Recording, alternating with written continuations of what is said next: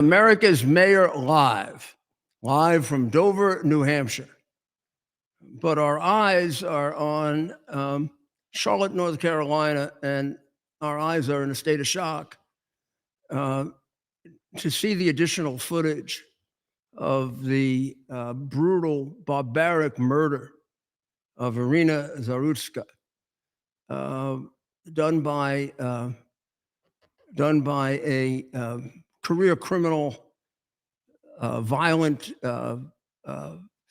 animal, DeCarlos Brown Jr., for whom the mayor of North Carolina is just sobbing with sympathy for him, but very little for Iryna. This is the murder that took place, and you've seen it. But the part that I found completely enraged about was the fact that no one came to the aid of this young woman when she could have been possibly saved. Of course, no one came to her aid when this animal did this. They were definitely a group of cowards on that train, or could be worse than that. It could be hatred that the Democrat Party teaches them as part of its program now. Similar to the Communist Party, it has a whole propaganda platform, one of which is that whites are that whites are a danger to black people and kill black people in very large numbers. So let's take a look at this. There they are on the commuter line, which has become quite dangerous apparently under the last Democratic governor, Cooper, the present Democratic governor, who is it, Stein? Josh Stein is the governor, and under the mayor, who is about, well, it sure as heck would be a hell of a thing to figure out who the dumbest mayor is. But she's in the running. So shall we take a look at it?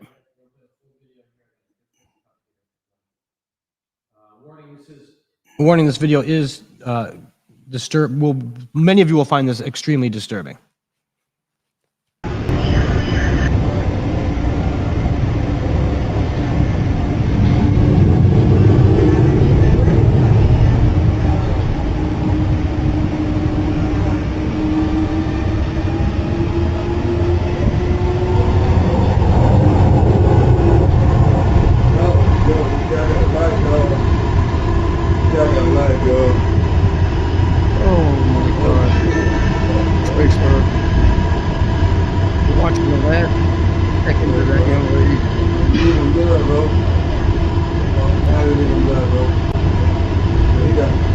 Notice all the people from Charlotte coming up to help.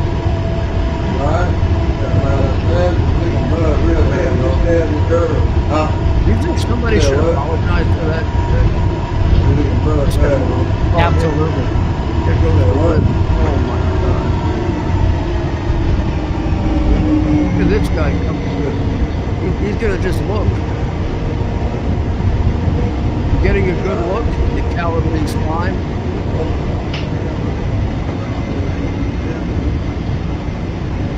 I mean, there are 3 or 4 people within 4 or 5 steps of her who could have applied a tourniquet and put some pressure on the wound. I don't know that it would have done any good. I don't know what this guy was mad on.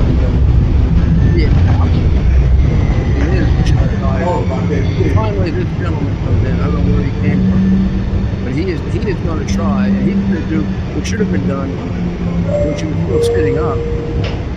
This stop is East West Boulevard Station. He's also not getting any help. Well, somebody just gave him a tourniquet, or something that can act as a tourniquet. We have no idea, Ted, if this guy is professional or just a good Samaritan.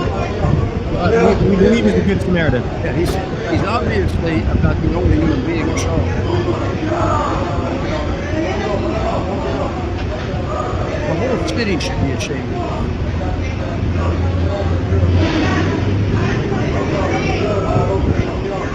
It appears that she might still be alive. But you can't really tell. He's moving. But blood is confused.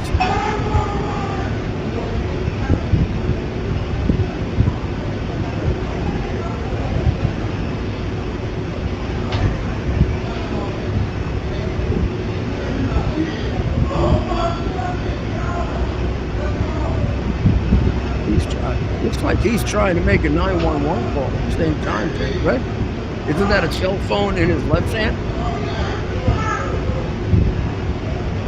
I can't tell if he's moving her head or if she's moving her head. Well, he's moving ahead. I'm looking at something to his right. Maybe the guy.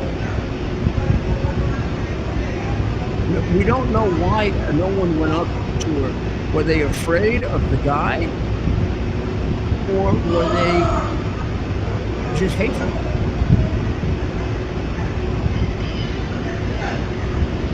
I think they should all be called before a grand jury and questioned about what they did and why they didn't help.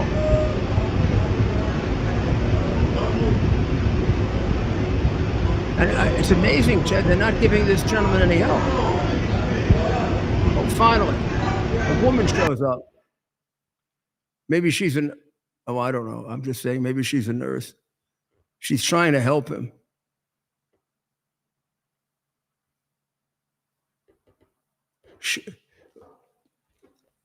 Do you have a video of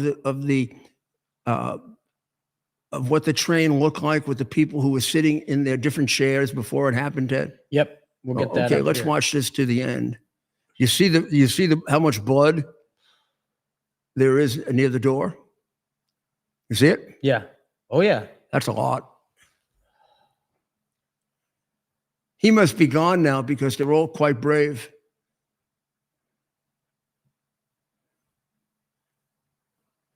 So this is what we should have seen from the very beginning. Right. You know, there's a lot of strength in numbers. You can see there's a woman. Why do we have their faces out? Shouldn't we know who these cowards are? Absolutely. They don't even move. I think just by instinct, a lot of us would like to think we would have jumped up.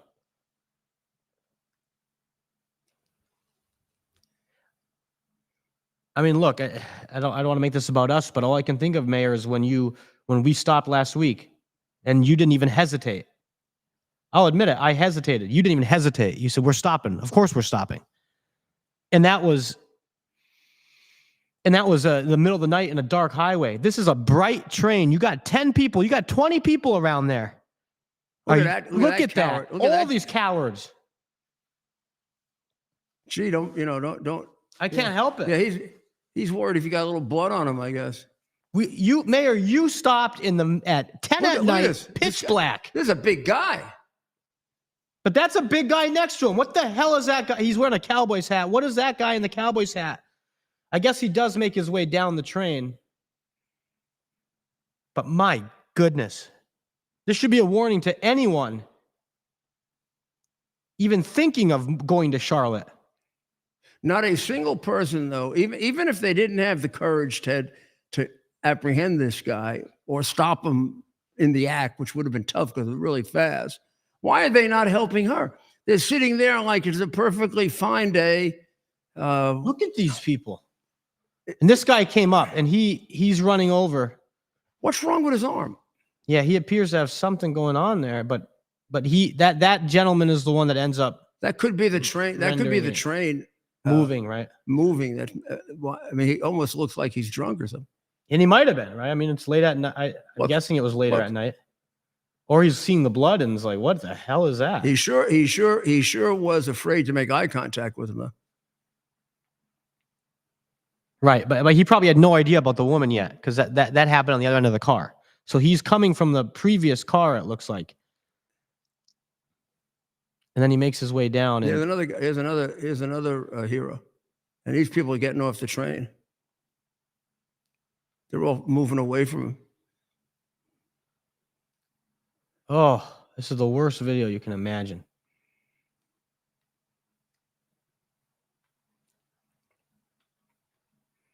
Now, that guy with the hat on, now there's the guy that was helping her, or he is helping her. They're trying to pull her body out. The guy with the hat on, it looks like a cop. He sure is useless. He that's a Dallas Cowboys hat, so I could see where the Oh. star might make it appear to be a cop, but I do not believe that is a police officer. God, I hope not. Look, these people just come on, they don't help. They're just going to sit. It almost seems as if the man is asking for help and he's not getting it.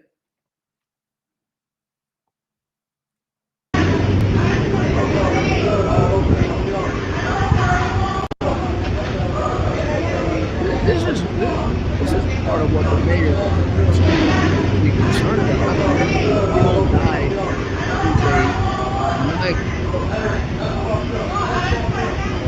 Should have been put away someplace for the rest of his life. He never should have been there. 14 times is what I read. Yeah, and the last one, the judge let him sign a letter saying you'd be a good boy. I'd like to get rid of that judge. They don't tell you the name of that judge. I mean, they're covering up everything. Well, now let's take. Have we seen all the film now? Yeah, we've seen the critical parts of the film. It's just shocking. Let's take a look at the mayor's tweet on September 6th. The video of the heartbreaking attack that took Iryna Zarutska's life is now public. I want to thank our media partners and community members who have chosen not to repost or share the footage out of respect for Iryna's family. Yeah, right, Mayor. Out of the dictate from the Communist Party of Charlottesville, otherwise known as Democrats, that it should be censored, and was by the media, because it happened on August 22nd. I'm looking at September 6th here. This was a senseless and tragic loss. My prayers show more. My prayers, and there you can see more. Yeah. Thanks for your prayers. I know it's easy to say, Mayor, I wish we were there. Of course, I wish we were there. Maybe we could have, even if we couldn't have stopped him, maybe we could have put and maybe us acting, if we couldn't stop him alone, would have looking at those people, it wouldn't have, but maybe it would have inspired others, right? If you get one person to jump, oftentimes you can get a couple others. I don't know what would have happened if somebody just banged into him at the moment he was trying to do that. Maybe he's obviously a coward, so maybe he would have ran away. Just tackle him. Tackle him down to the floor. Maybe somebody will come and help you. Sometimes if one person takes action, I mean, it's like the guy taking the hill, right? He goes up the hill and everybody follows him. There's got to be one guy that leads. Obviously, they don't have leaders in Charlotte, North Carolina. The city should be ashamed of itself. The city should be ashamed of itself the way the city of New York was over Kitty Genovese, and that's 40 or 50 years ago. And I was a kid, and I was ashamed. And it's probably one of the reasons why I'll never pass up anything like that without taking action. I've done it, not just then, I've done it other times too, including going into a fire and stopping a guy, a mad, crazy guy with a baseball bat from banging the hell out of a taxi driver. Wow. But there's no way my basic humanity, my manhood, could stand what? Look at that. Look at that. You can't be outraged enough, ladies and gentlemen. You cannot be outraged enough at what you're seeing. This has to stop. Every aspect of this, from the obviously the crime, but the reaction of every individual on that train for the first 5 minutes. But this is what you get when you're subjected to this. The president of the United States says that racism and white supremacy is systemic in America, which means that every white person is. Who knows how many of the people on that train believe that? And therefore, they're not going to help that pretty white girl. Would they have done the same thing if it was a black girl? I don't know. I mean, I don't know. I don't know the answer. I'm just asking the question. There only can be several reasons why they didn't do it. They were afraid of him. Or now where really there shouldn't be too much fear of him. He's off in some kind of a crazy state. He's actually walked way over to the other car. There'd be no reason to be worried about helping her, Ted. Right. Even right here. Okay. Well, I mean, if that thing next to him, who they're covering up in order to... there are 3 other men and a woman. There's at least 4 other individuals in that section that watch this happen and continue and watch her bleed out.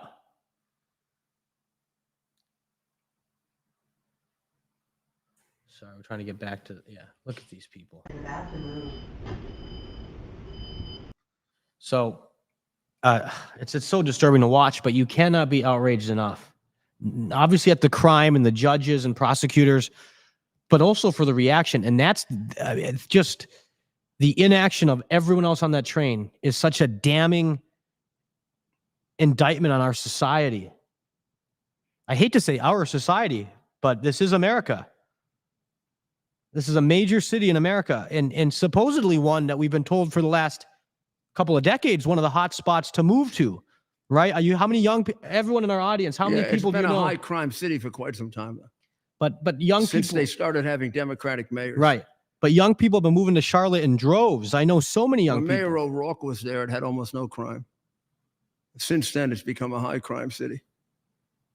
We need to find out. I mean, that's all you look have at to these do. people. If you want to become a high crime city, vote for a Democrat. And then continue to do it for 65 years like Chicago. Look at this. All these people. Don't tell me they didn't see something. Don't tell. It happened right there. That guy, who was that skunk, that coward? He's looking away. He won't even turn around. But why are they not helping the girl? There are so many of them. There's strength in numbers. Cowards. One guy or 2 guys could go in and help her, and 5 guys could surround the guy. What? It's like zombies. Oh, are these people just zombies? Look at them all sit there, and they're watching. They watch the girl die. I couldn't live with myself. So sick. I mean, I'm sort of in a state of shock, but so you saw the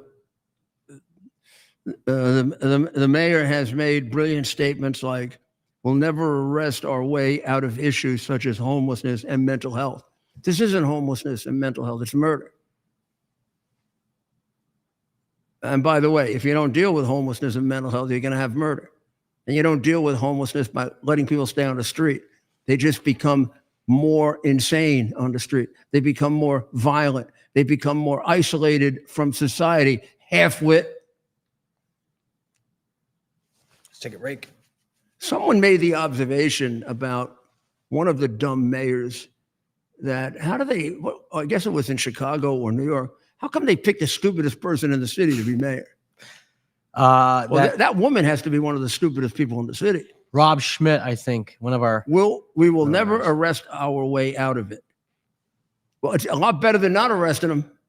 Yeah, so like if I tell you one thing that's for sure, if this guy were in a nut house where he should be, this wouldn't have happened. Or if you were a leader of your city, your people would have acted. You helped to teach them to be cowards or to hate white people. And I'm going to say it. What about the mayor? What about the mayor that would only take questions from black reporters? Was that Chicago? I don't know. Was that Chicago? I think so. Yeah, it was lightweight. Yeah, lightweight. Just unacceptable. And Mayor, I'm sure we'll want to come back to this story, but we may want to take a quick break, and then when we come back, we do have a guest as we wait. We're going to take a short break, and when we come back, we're going to talk to our friend Iryna, and also bring you up to date on what's happened in Qatar and in the Middle East and elsewhere in our world. But this has to be the most shocking. We'll be right back. U.S. Army Major Scott Smiley paid a high price serving our nation. Scott was leading his platoon in Iraq when a blast sent shrapnel through his eyes, leaving him blind and temporarily paralyzed. Scott would become the first blind active duty military officer before medically retiring years later. Thanks to friends like you, the Tunnel to Towers Foundation gave Scott and his family a mortgage-free, specially adapted smart home. Show your support for America's heroes now. Donate $11 a month to Tunnel to Towers at T2T.org. Are you ready for some action? I'm ready for action. Get the Elite TV plan only through the portal. 218 channels, and it's only $69.95 a month, Wow. including your free portal. That's cheaper than everyone else. Your favorite sports, movies, news, Wow. even daytime dramas. We're talking about ESPN, OAN, Newsmax, Wow. channels you can't get anymore in certain areas. Compared to the competition, this is a way better deal. Endless selection. Not to mention all the free music channels. There's over 700 premium and classic movies all ready to go. Wow. Plus, they got catch-up TV that allows you to go back and watch what you've missed or want to watch again. Cut your cable in half and get twice as much for free. Way more channels for half the cost. After the first year, the subscription then drops to $57.95 monthly, Wow. where you change or upgrade anytime. Go to QUXNow.com and get yours today. Use promo code RUDY. Act fast. These deals are selling out. Here we are, pretty much at the beginning of the process here at this pristine, I call it a laboratory. It's not like a factory, it's like a hospital. This is the beginning of the process for roasting. Deep green, very good quality. Most people don't use this quality. We deal with small farmers because they like to know who we're dealing with. They give us the highest quality, all organic, non-GMO. You should know all Arabica beans, no Robusto, all Arabica. They're going to go into the roaster, and it'll get roasted for about 20 minutes or so.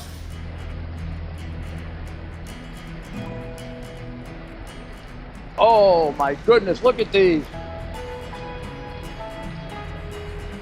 My goodness.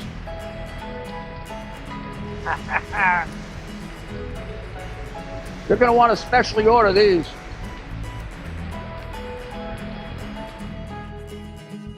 This is what goes into Rudy's coffee.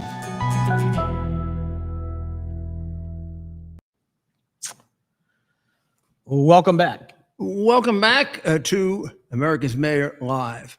Well, we have on the line with us Alireza Jessardardi, and he is going to, well, first let's say hello to him. Alireza? Hello, Mayor. It's so How are great. you? So great to see you, Mayor, back in action in good and improving health, but a great spirit. And you have always been a fighter, and you're now even a bigger fighter. Just so pleased to see you and to be able to speak with you, Mayor. You know, Well, you don't know how many people have been praying for your improved health. Well, I got a wonderful video from Madam Rajavi and Farzeen of all the people at Ashraf singing for me and holding signs. Must have been hundreds of people. It was just beautiful. It made me cry. It was really beautiful. I called them last night and thanked them. But Farzeen, tell me about. I told Farzeen I'd like to talk to you about what happened in Belgium and just take us through that, because I don't, people, there's a certain censorship that goes on in trying to protect the regime. And this is part of it. People don't know the kind of support that there is, not only for regime change, but for the specific program of Madam Rajavi, the 10-point program. So I'd like you to tell us about Belgium, what happened there. Sure. Just over the weekend on Saturday, September 6th, tens of thousands of people gathered, many of them very young people, Iranian Americans, people, mostly Iranian descent who lived in Europe primarily. They gathered in the main square known as the Atomium in the heart of Belgium. And not only they call for a snapback of sanctions on the Iran regime, to get tough on the Iran regime, to end the policy of appeasement that has been most destructive over the past 2 decades, but also specifically calling for the support for Mrs. Mariam Rajavi, who, by the way, appeared in person and addressed the rally. and supporting her 10-point platform for the future of Iran. Oh. And actually, you can see actually the huge crowd there. Absolutely unbelievable. The level of the support, enthusiasm. You saw, lots of young people there, and they basically argued and made it very clear that there is an alternative. There is a solution for a free Iran, a democratic Iran. And this is just the beginning. They will continue this effort until the mullahs are gone. And remember, this is the month of September. And every year, come the third week of September, is the UN General Assembly. All the heads of states of about over 190 countries come and address the General Assembly, including President Trump, but also the regime's representative, not the Iranian people's representative, Pezeshkian, will be coming to New York. And there's going to be a big rally by thousands of Iranian Americans who will come from all over the United States on Tuesday, the 23rd of September, right across from the UN, making it very loud and clear that the regime's representative doesn't represent the people of Iran. There is an alternative. The ultimate solution for the Ayatollahs, terrorism and development of nuclear weapons and the killings is actually regime change by the people of Iran. No need for boots on the ground, appropriation of money or arms, none of that. And they want to show the world that the alternative is right there. All they need to do is to recognize it, to stand on their side. And I recall since at least since 2009, Mayor, you have always been there addressing the rally, making it very clear, making your voice very much known to the outside world that the people of America stand on the side of the people of Iran. Well, I think it is very effective at this point to show the number of people, because it shows that this is a very, very substantial movement. I know last week we had the former member of parliament who uttered the magic words, MEK is all over the place. Exactly. Meaning your presence in Iran is all present. You're in almost every town, every area. Yes. Oh, there's and Madame you can see Rajavi. Mrs. There she Rajavi is. speaking in Belgium. And Mayor, this coincided with the 60th anniversary of the formation of the main Iranian opposition movement, the MEK, that started against the Shah, fighting against the dictatorship of the Shah. Shah, even though he executed all the founders and many top members, but he couldn't eliminate them. The same thing was done by the mullahs. And this is the movement that has, been battle tested, fighting against two dictatorships. And it was absolutely amazing. It was 60 years of resilience, commitment, endurance, and growth, relying, going from one generation to the other. And I think what you saw in Brussels, in Belgium, you saw several generations continuing the fight for freedom until victory is accomplished. Well, I think that's the case, and we're going to have you on again, and we'll go into it in more detail. We'll keep following it as we build up to the 27th. Thank you. 23rd okay? of September, Tuesday, 23rd. Exactly. Thank you so much. 23rd. The 27th right. or the 23rd? Tuesday, 23rd, right. 23rd of September. And is that the day? That's the day that the president of the that the United States Iranian speaks, President Trump. But the next day, the day after that, 24th, which is a Wednesday, there's going to be again another rally repeating. That's the day that supposedly Pezeshkian, the regime's president, will be speaking. On both days, the Iranian Americans, thousands of them, will be there to make it clear to the world that you need to pursue policy of firmness, supporting any kind of firmness as President Trump has done, but also rejecting the regime, calling for change in Iran. Well, that's wonderful. Well, God bless you, and so take much, care of Mayor. yourself. Great seeing you. We'll be talking to you very, very soon. There's quite a patriot. I'll tell you, right, Ted? Talk about a true freedom fighter. in the truest sense of the word. Yeah, and he's surrounded by others just like him. You Oh, know, those guys are, and obviously they're personal friends. But beyond that, I look up to these guys, Mayor, and our audience. A lot of them have gotten to know them through the show here.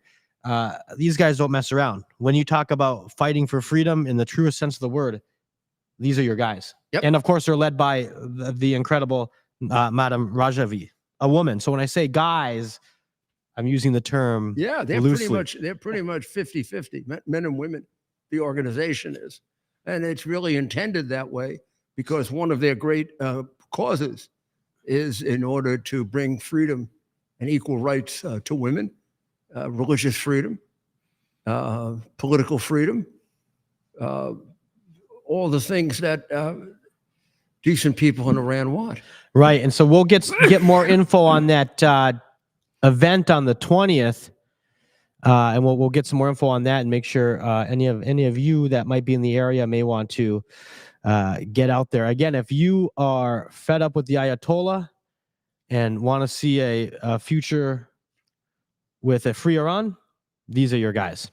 Well, everyone in New York, of course, is frightened that Zoran Mandani is going to be elected the first communist mayor of New York, the first traitor to the United States to be mayor of New York, we think. We've had terribly crooked mayors, probably more than our share of them, but we've never had as far as I know, a traitor. And this guy is a traitor. A communist, by definition, is a traitor to the United States because he's seeking the overthrow of our government. And everything that he talks about comes right out of the Marxist playbook, which has, 20, 30 steps to communism, the end of which is the overthrow of your government. He is following that to the letter. And now he is taking something out of the playbook of the former undistinguished and absolutely stupid vice presidential candidate and former vice president of the United States and presidential candidate of the Democratic Party, Pamela. And if you listen to the answers to these questions, you tell me what he said.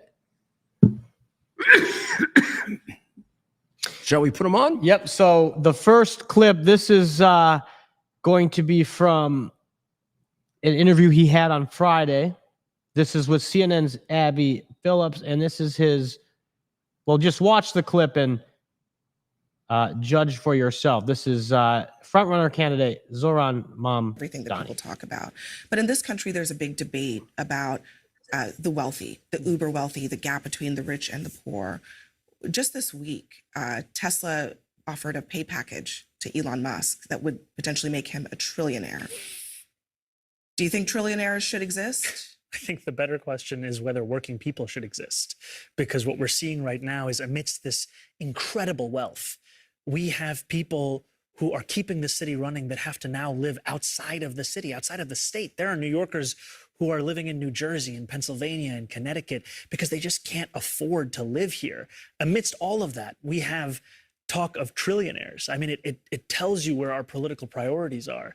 And that's what is so frustrating, is that when we talk about the cuts to SNAP benefits here in New York City, the throwing of millions off of their health insurance, it's not just a incident that has taken place in Washington, D.C. It is a function of the largest wealth transfer we've ever seen in our history of our country's politics. Yeah, I mean,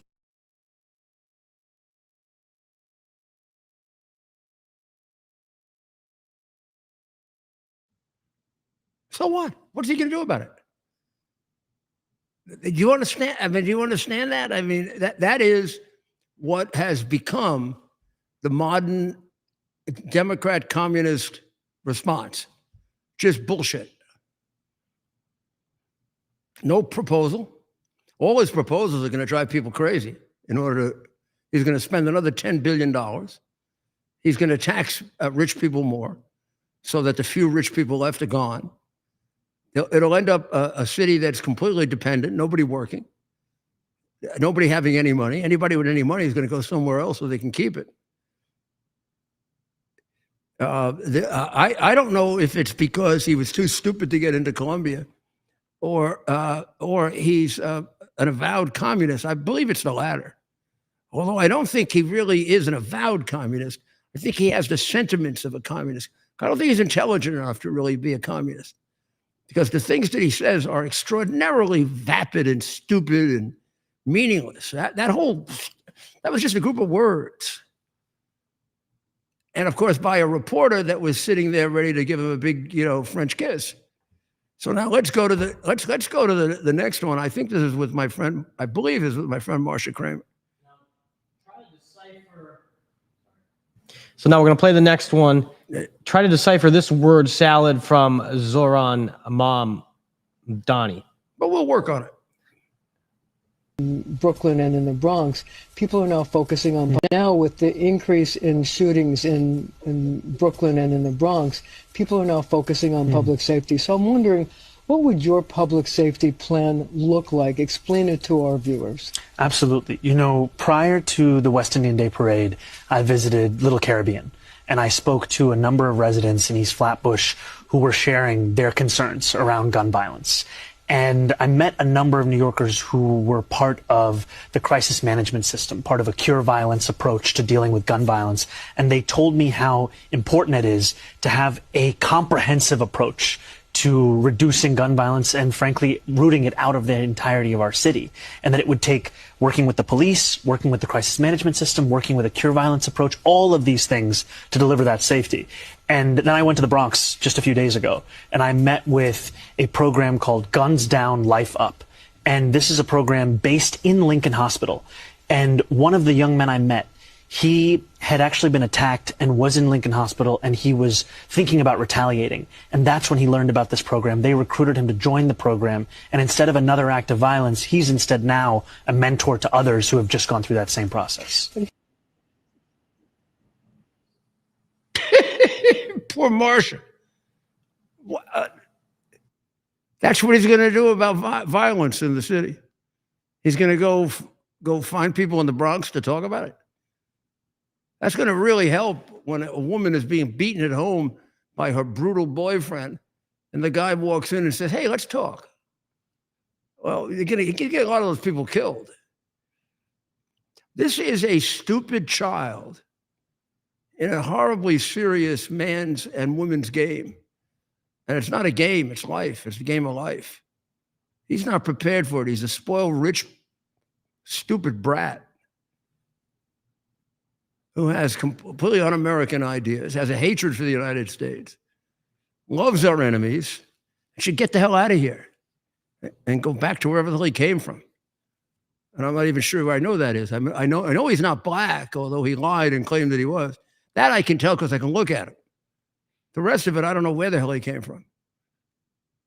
Yeah, maybe he was groomed to be the first communist mayor of New York, like somebody else we know. I mean, his interviews,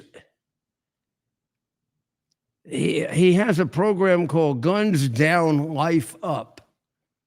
Now, I reduce crime more than anyone in the history of the city or any city. I can tell you categorically, Guns Down, Life Up is going to mean a lot of black people are going to die. They're going to use injured gangbangers as mentors. What do you think they're going to teach them? How to be gangbangers. That's what they're going to do. They're going to recruit. Asked if he'd hire more police to make up for the losses. They cut $1 billion out of the city budget. So there were 41,000 cops when I was mayor. There were 34,000 cops now. You're talking about defund the police? They already defunded the police. The question is he going to restore that? He thinks they have the appropriate numbers of officers. And with the retirement rate that he's going to have, and his inability to recruit, it's going to be down to 30,000 real soon. I think the key thing is to retain more of them, such that we don't see this exodus. Now, how is he going to retain the police when he hates them? Why would the police work for him? You saw what happened with de Blasio. They turned their back on him and they left the police. Police departments are down in every Democrat city. They did defund the police. They did it in 2020 and 2021. And then now they're no longer for defunding it, but they don't refund it. So it's down to its pathetic numbers. That was the problem in DC. They can only put out 400 cops on a shift. What President Trump did was get them double to triple the number of patrol officers. And that's what helped, to a very large extent, to reduce the crime.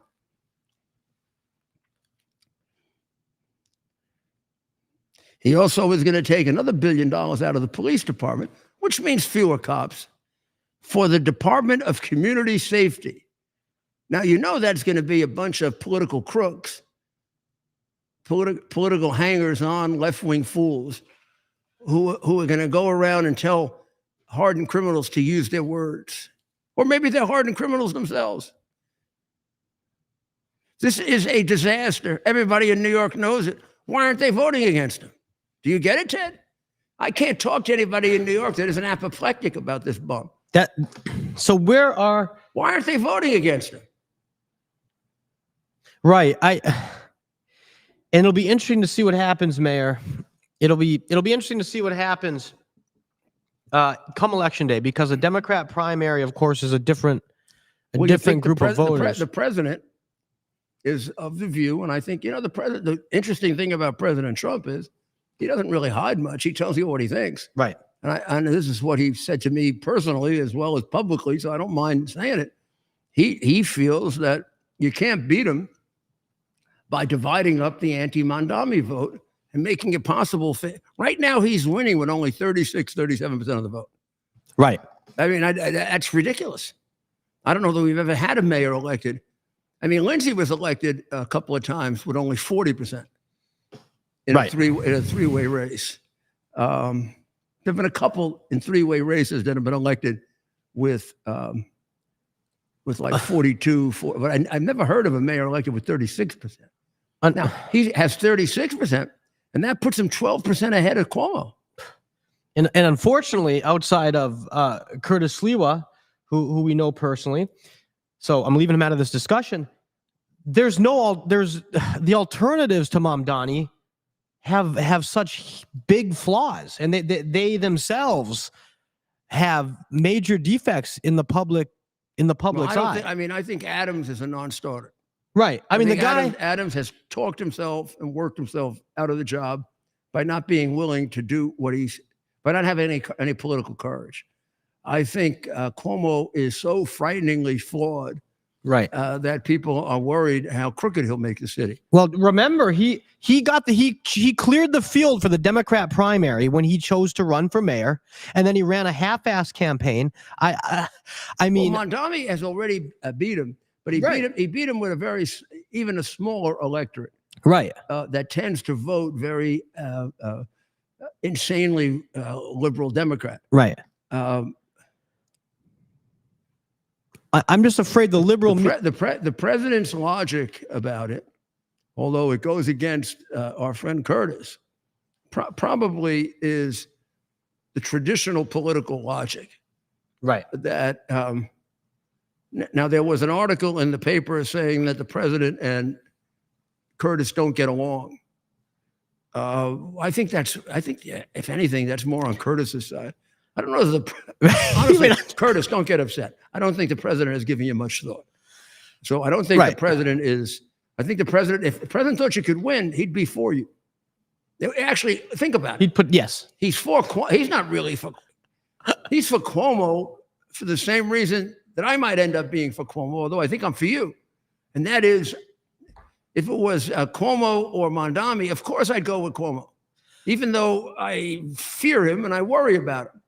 I don't worry about him in the same way. We've had Cuomos before. We've never had a damn effing communist before.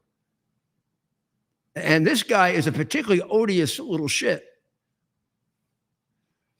So let's look at Curtis's first ad, because I don't understand why he doesn't do better. He actually would be the perfect answer right now. But let's listen to Curtis Sliwa.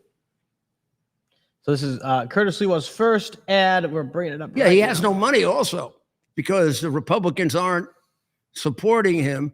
The Republicans are all split. Even his boss, Castamatidis, is supporting Cuomo. Rapes I don't know are who up he's 40%. Let's play the ad. Felony assault, Adam. they tell us New York is safe, but women know better. Rapes are up 40%. Felony assaults are at an all-time high. Domestic violence is driving mothers and their children into shelters. Every day, women risk harassment and assault just going to school, to work, just living our lives. Curtis and I have always fought for women and will keep defending them because no one should have to choose between supporting their family and protecting their life.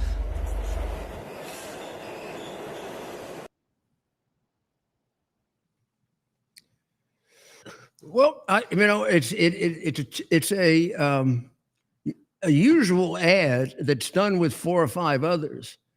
An ad from your wife. It kind of humanizes you. It shows the human side of you. This is an interesting ad because I guess they don't have much money.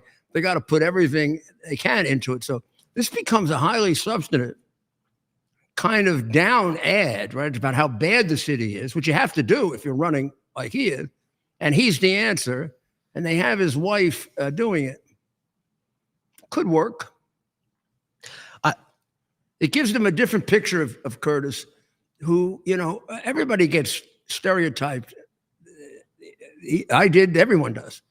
And the stereotype, it's good that he's not, now he has his usual guardian angel cap on, which I love, but a lot of people, think it typecasts him. I like seeing him without that on with his wife. He looked like a mayor. Yeah. And it's funny. You have to look the part for people to vote. We're all for you. human, right? We use our eyes. Now, she's a lawyer. Oh, she's incredible. It should. Did they make that? Did they note that? Might not have been a bad idea to put her credentials down. Right. Might not have been a bad idea. Whoever is doing his ads to put her credentials down. She's a lawyer. She's had several very responsible positions. Right. It might have been, although the fact that it's his wife and she's a good-looking woman, and I mean all that is a plus. Right.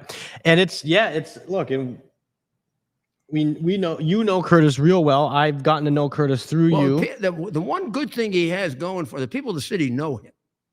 I mean, more than enough people know him, so that if things switched around, it's possible. I mean, he's been a major public figure in New York City since the 1980s when he was a kid. Right. And of course, he's been on radio all that time as well with a very, very big audience. Right. Mayor. But I have to say, it's not just looking at the polls, because I don't trust polls anymore. It's talking to people have counted them out. So it's a terrible thing. I mean, a campaign, before the campaign even started, they had them typecast and counted out. It's very hard to overcome that. It can be done, but it's very, very hard. And usually you need a lot of money to do it. Right. And you have to be a superior campaigner. And Curtis is a good campaigner. He's not a superior campaigner. And look, you're the expert when it comes to the mayor's race in New York City. There's nobody else I'd want to talk to. And I have some questions for you, Mayor. And maybe we'll see this in some of the future ads. What I would have liked to see more of, and you and I have talked about this, maybe testimonials. And I know I don't want to play into the race thing, but of course, New York is a very diverse city. But Curtis has touched the lives of so many different people, groups of people. Remember, you're in a very difficult spot here. He only has $4 million. And that can go in 2 weeks in New York television campaign. He needs an ad that knocks your socks off. Yeah, which I feel here. You want, just off the top of my head? Absolutely. Okay, so you got to throw a Terry Bradshaw Hail Mary pass, and what do you do? I think you catch up to people's emotion on the city going to hell under Mondami, that this is the end of the city as we know it. It'll never be New York again if we elect a communist. I think the feeling is there to connect that quickly. I mean, that could be the first 5 to 8 seconds of the ad.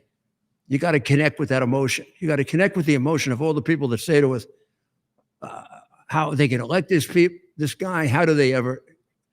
And then you've got to convince them that Curtis is the only real answer to that. That this is your answer to the end of the city. But it's got to be like an apocalyptic ad. Right. And you got to take a shot at it because it's like, as I said, it's like you got 3 seconds on a board. You got Lynn Swan, and he's going to end up in the end zone. And you got to get the ball. You got to at least get that ball in the end zone so he can catch it. He might not catch it, but you got to get the ball in the end zone so he can catch it. Right. I think the way to go is to go with the big emotion. And the big emotion of this campaign is, how is it possible that New York is going to elect a damn communist? Do you think because New York is such a big city and New Yorkers are focused on New York, what's happening in a place like Charlotte? You can't really play. That doesn't really play into the New York market. And the idea being, Mayor, you get someone like Mamdani, his policies, and you can even line them up with his words, right? And then go to this Charlotte mayor, go to similar places and say, look, folks, this is what you're looking at here. You're looking at a future where they're letting criminals out, right? The Mamdani's he's saying it in these interviews, right? Less people in jail, less focus on policing, more focus on whatever the hell he called those community engagement officers or whatever can you play into that? Is something like that? Yeah, you can, but the real you need a genius to do it because you need to get it all done in one big ad. I mean, those are a number of different emotions, a number of different things. If you had like $20 million, you could do it. You could.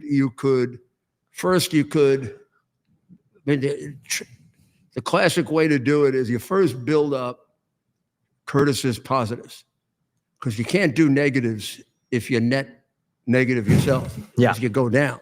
So you got to build up Curtis's positives. You should do biographical ads of Curtis with testimonials and early summer. Sort of and you could spend maybe a third of your money on that, and then the next third should be to take the big emotion of why people are so frightened of Mondami, get them even more frightened, and make Curtis the answer, and then go with that at the end.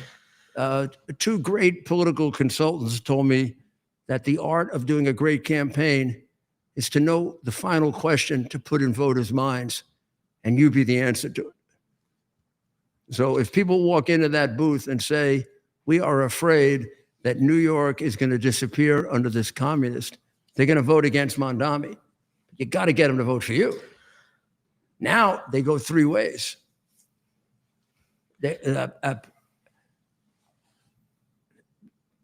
I don't know what now.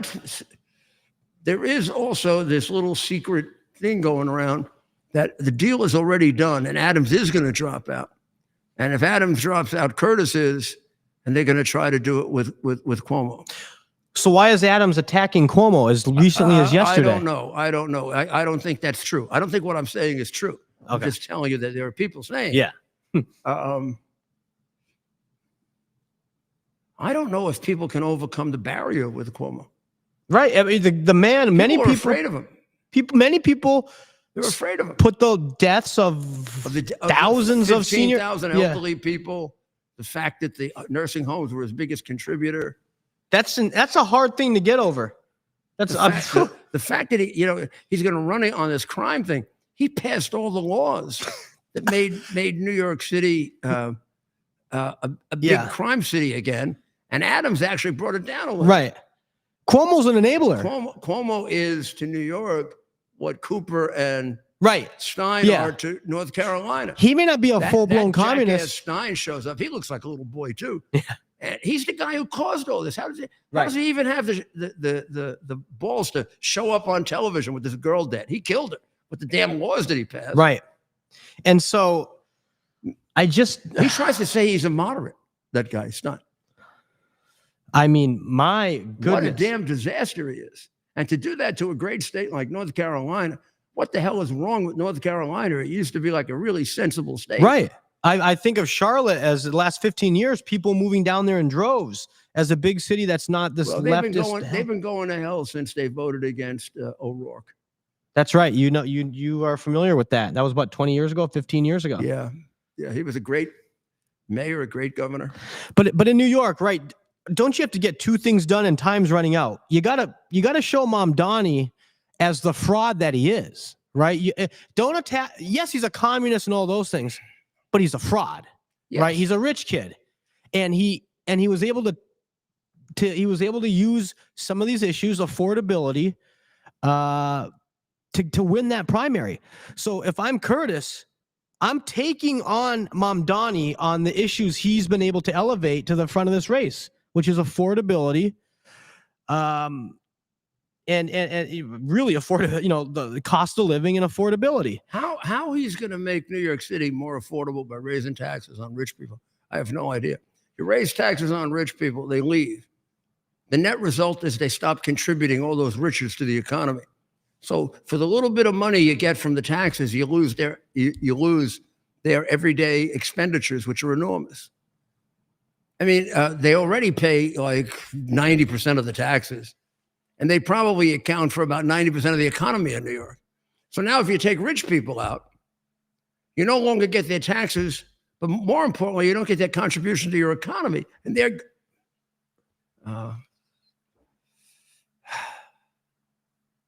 unbelievable. Unbelievable. It's unbelievable that we have to the people running for mayor in New York should be debating how they're going to get the budget under control, how they're going to get back on track in terms of crime reduction and make it permanent. Here, Adams has done some good things. It's really just a tragedy. It's a tragedy. I mean, you can see when cities and states have good leaders. Look at Florida with so many good governors in a row, including DeSantis now and Scott before that and Bush before that. And look how the great shape that it's in, and all the people coming there, and it has a surplus. It doesn't have to worry about debt. And their schools are becoming the best in the country. It used to be one time that nobody wanted to go to Florida because the schools were so terrible. Now they're among the best in the country. New York keeps dropping. The more money they spend, the more New York drops to the middle, to the bottom. It's terrible. AOC was the first one that signaled the decline of the city when we elected that bartender jackass. Right. And now she's on her way to running for president. So, I mean, she's another one that's a complete fraud. She spends a fortune. She uses her PAC and everything else to live like a princess, like a left-wing spoiled princess. Now, is she going to run for president? Is that Senate seat is Chuck Schumer retiring? Let me look this up. Chuck Schumer can't win. He's gonna retire. I think Chuck Schumer is not going to go down losing. I don't know. How do I know? I don't. He is not stepping down. I cannot imagine that he can win.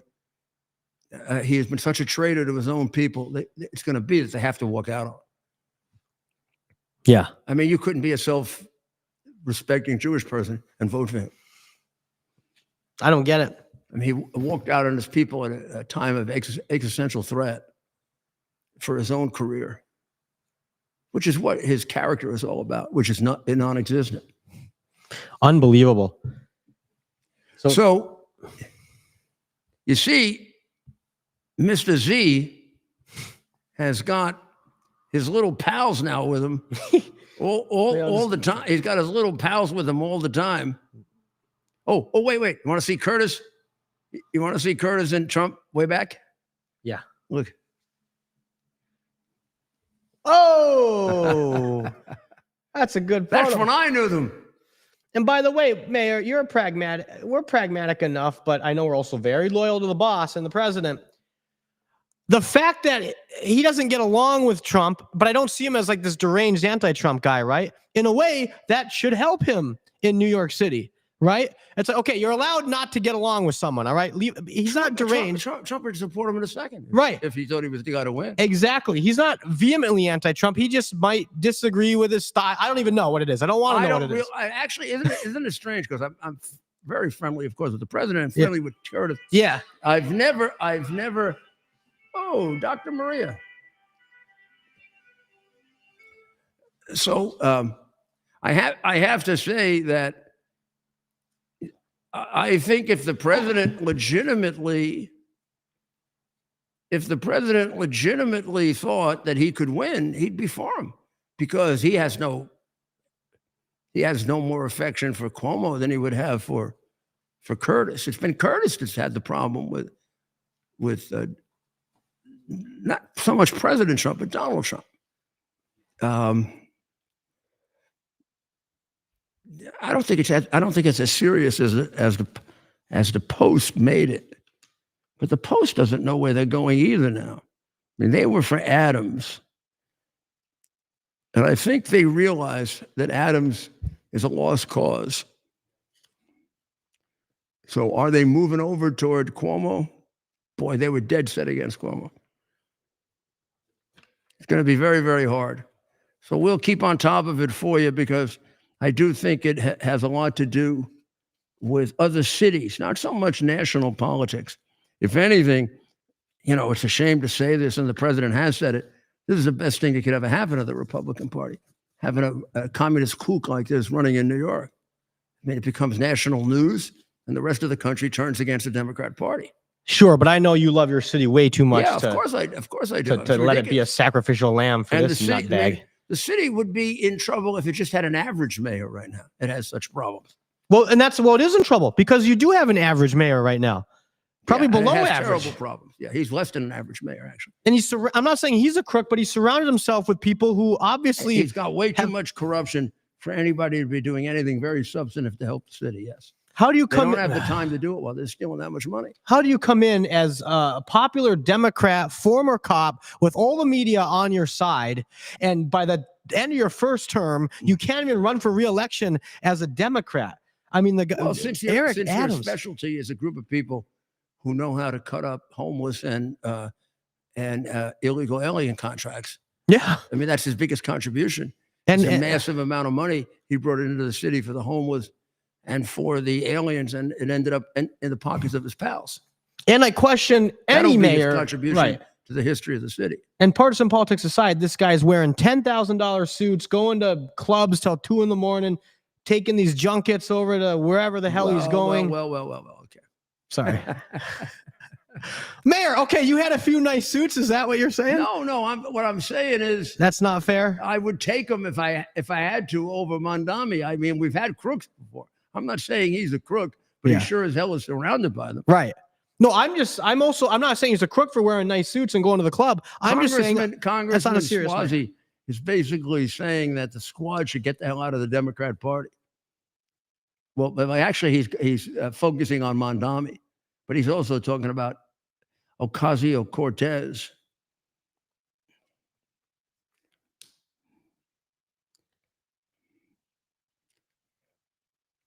He thinks they should leave the Democratic Party. It's more likely that he's going to have to leave the Democratic Party. Mondami doesn't have Schumer's support, or Hakeem Jeffries either, which is very strange for a candidate who's running for mayor of New York. Well, we're going to take a short break, and we'll be right back, and we'll see how much soccer time we have. Now, and we got a pack. U.S. Army Major Scott Smiley paid.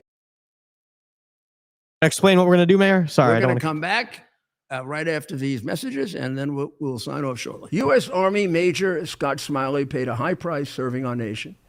Scott was leading his platoon in Iraq when a blast sent shrapnel through his eyes, leaving him blind and temporarily paralyzed. Scott would become the first blind active duty military officer before medically retiring years later. Thanks to friends like you, the Tunnel to Towers Foundation gave Scott and his family a mortgage-free, specially adapted smart home. Show your support for America's heroes now. Donate $11 a month to Tunnel to Towers at T2T.org. Are you ready for some action? I'm ready for action. Get the Elite TV plan only through the portal. 218 channels, and it's only $69.95 a month, Wow. including your free portal. That's cheaper than everyone else. Your favorite sports, movies, news, Wow. even daytime dramas. We're talking about ESPN, OAN, Newsmax, channels you can't get anymore in certain areas. Compared to the competition, this is a way better deal. Endless selection. Not to mention all the free music channels. There's over 700 premium and classic movies all ready to go. Wow. Plus, they got catch-up TV that allows you to go back and watch what you've missed or want to watch again. Cut your cable in half and get twice as much for free. Way more channels for half the cost. After the first year, the subscription then drops to $57.95 monthly, Wow. where you change or upgrade anytime. Go to QUXNow.com and get yours today. Use promo code RUDY. Act fast. These deals are selling out.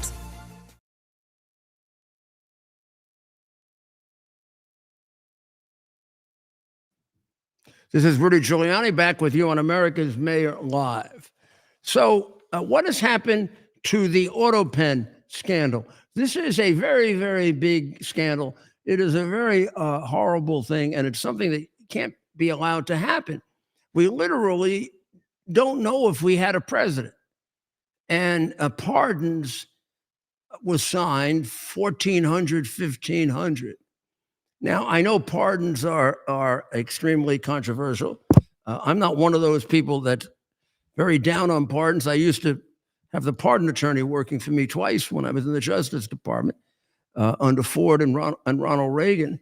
And pardons have a useful purpose in the criminal justice system, as do commutations. However, Biden, as he did most things, pushed it to an extreme that was insane. What he did to 1,500, 1,600, even that alone, even if they were justified in some way, is kind of pushing it, doing it all at once. But in any event, it seems as if he couldn't possibly have focused on them at all. He didn't have a brain at that point. And now we find out he didn't even sign them. Now and it looks like he didn't know they were being signed. So who gave these pardons? An auto pen? Auto pens can't constitutionally give pardons, nor can Politburo committees. This requires an extraordinarily serious investigation. This is not political lawfare or getting even, or this goes to the integrity of our government. Did he not sign these? And what about the laws that he signed? Did he sign those? And the auto pen is for mass, more or less courteous political responses. It's not for signing important legislation or something as important as a pardon or commutation or treaty or, well, how much of that was done? And where's the burden of proof? Given the circumstance we know about, do they have to justify these now? I mean, this is not like a criminal case where we know the burden of proof. It's got to get created for the first time because we never had this situation before. But we have certainly enough evidence to know he didn't know what he was doing. We have the evidence that there were so many he couldn't possibly have concentrated on them. So now, is there enough evidence that they should be thrown out? It definitely has to be examined, including any significant regulations, bills that he signed. And he put our country in great jeopardy, as did the Democrats, in what they did here, and it's being treated so lightly it's going to happen again. And it shouldn't happen again. We should go through these things once, and once we catch up with them, then we should, that's what it means to create a more perfect union. Of course, we also went through the crookedest president we've ever had, and we did nothing about it. Sold our country out left and right, including to China. The president's people should not be frightened away by the media saying, oh, this is playing politics and this is getting even. And they're going to say that as a defense to the people that they corrupted this country with. This isn't getting even. This isn't lawfare. This is the actual proper administration of justice for the purpose that it exists, which is deterrence and punishment. Deterrence and justice. Well, with that thought, we'll leave you with that because we have a long trip ahead of us. We're going down to New York to get ready for September 11, and we'll be on tomorrow night from New York. It's always very solemn and very difficult. I don't mind telling you that because I consider you my friends. And we'll try to keep on top of the things that they don't tell you. Like England doesn't have free speech anymore. And we get Democrats back again. We're not going to have free speech because we didn't have it for the 4 years before Trump. I sure as hell didn't. So you pray hard for the people of Israel to do the right thing in taking out and making an attempt to take out, and let's hope they were successful, the heads of Hamas, so they can get their hostages back or so they don't have hostages in the future. And pray for the people of Iran. That great demonstration in Belgium shows there's an alternative to those animals that run Iran. And pray for the people in Ukraine who seem to be forgotten at this point, and they're just being killed wantonly by mass murderer Putin. And pray for the people of the United States. Look at what we went through, covered up for 3 weeks in North Carolina. Can the Democrat Party be any more corrupt than it really than we see? Every day we see more and more examples that the party rotted from the head down, and now it's a question of how far down. Well, it sure rotted in North Carolina. Those two governors, the governor, the attorney general, now the governor and the mayor, I don't know what they are, but they sure know how to create a dangerous atmosphere in which people get killed. That shouldn't be the case. They should be doing the opposite. So we'll be back tomorrow night at 7 and then at 8 here on X. And God bless America.